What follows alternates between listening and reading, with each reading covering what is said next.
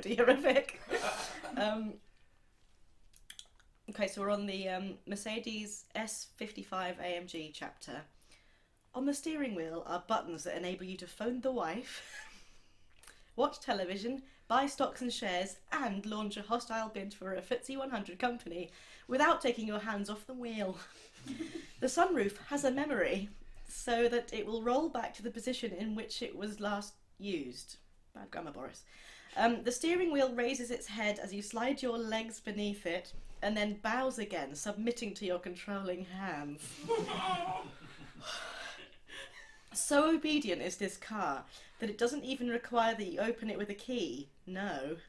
Special radars detect whether or not you are carrying the key in your pocket, and, if you are, the car will recognise you, just as Argus, the old blind dog of Odysseus, recognised his master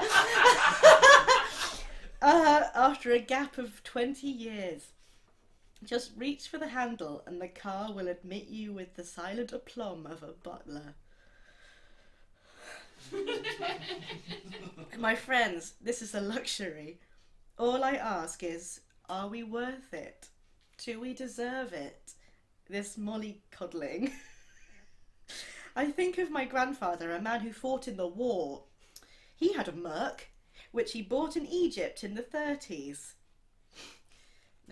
Ask any questions about that? For many years it sat in the farmyard, grass shooting through its fender, the geese laying eggs on the back seat.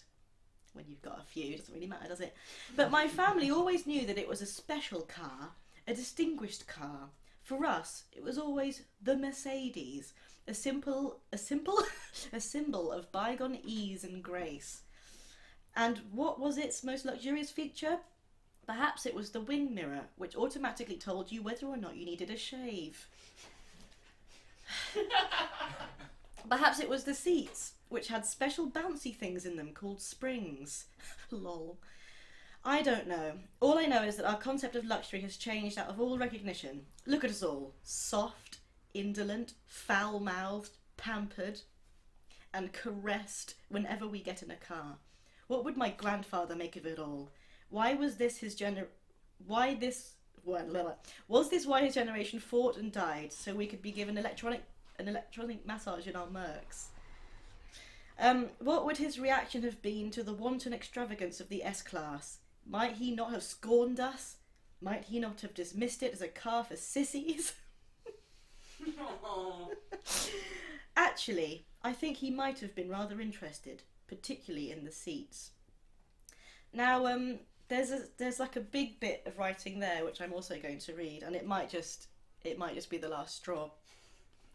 You don't just sit down in this Merc. You can twizzle your seat up, down, forwards and back, as though working your way through a sex manual, with an uncomplaining and untiring partner.